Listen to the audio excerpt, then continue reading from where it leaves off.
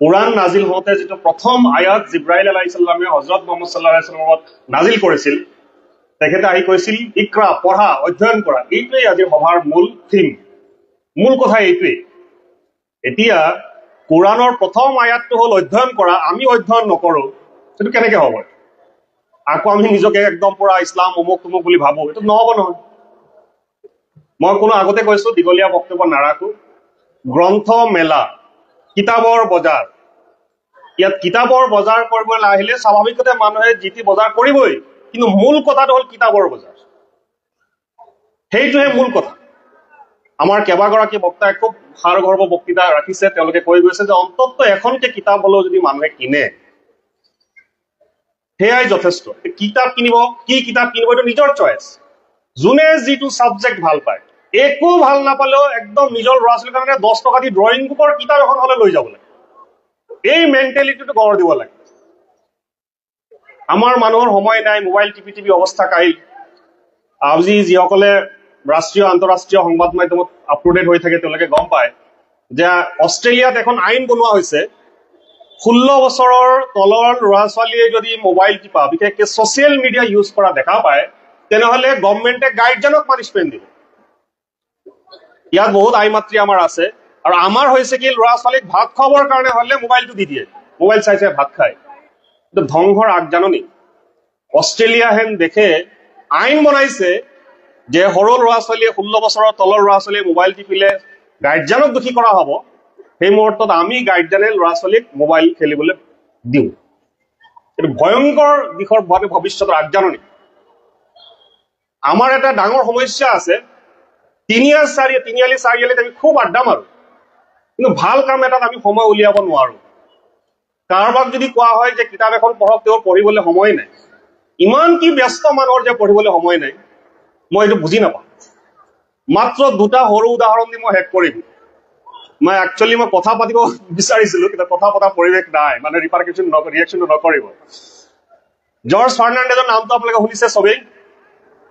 আজিৰ খুব মোবাইল টিপি ফুৰা ল'ৰা ছোৱালী নুশুনিবও পাৰে, স্বাভাৱিক কথা। কিন্তু যিসকলে অলপ দেশৰ ৰাজনীতি বা এইবিলাক লগত জড়িত খা খবৰ ৰাখে, তেওঁলোকে নিশ্চয় জানে জৰ্জ ফাৰ্ণাণ্ডেজৰ নাম। হোমেন বৰগোহাঞি ছাৰৰ নাম শুনিছে? আমাৰ খালেকদা আগত আমাৰ অসমত আছিলে হোমেন বৰগোহাঞি ছাৰৰ পেপাৰ। নাম শুনা নাই হোমেন বৰগোহাঞিৰ? এইসকলক সোধা নাই, এইসকল মুৰব্বী মানুহ, পিছফালে সুধি আছো মই। নাম শুনা নাই হোমেন বৰগোহাঞি ছাৰৰ?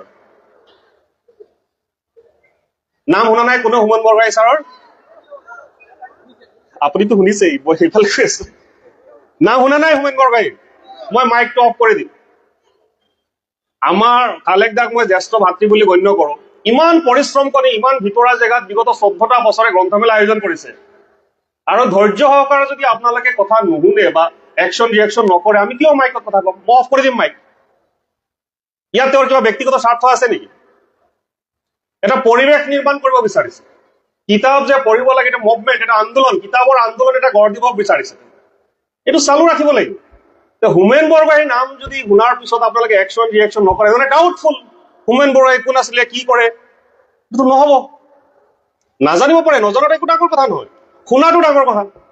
আমি যে খুতবা শুকুৰবাৰে জুম্মাৰ নামাজত যাওঁ, খুতবা কিবা বুজি পাওঁ নেকি? মইতো বুজি নাপাওঁ, আমিতো চুপচাপ বহি থাকো। সেইকাৰণে আমি ভিতৰৰ কথাবিলাক গম নাপাওঁ। এতিয়া যে আপোনালোকে চুপচাপ বহি থাকে, আমি যদি কথা পাতি আছো, সেইটো নহব।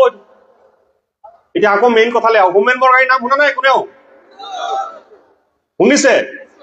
এই হোমেন বৰগোহাঞি ছাৰে এদিন জৰ্জ ফাৰ্ণাণ্ডেজৰ ইণ্টাৰভিউ ল'ব। তেতিয়া জৰ্জ ফাৰ্ণাণ্ডেজ বহুত ডাঙৰ নেতা, ছচিয়েলিষ্ট নেতা, কল্পনা কৰিব ধৰণৰ নেতা। মানে চৰকাৰত নাই, তেওঁ বিৰোধী নেতা। মানুহৰ এটা ভুল ধাৰণা যে চৰকাৰত থাকিলে মানুহ পাৱাৰফুল হয়, ইট ইজ ৰং, এইটো ভুল।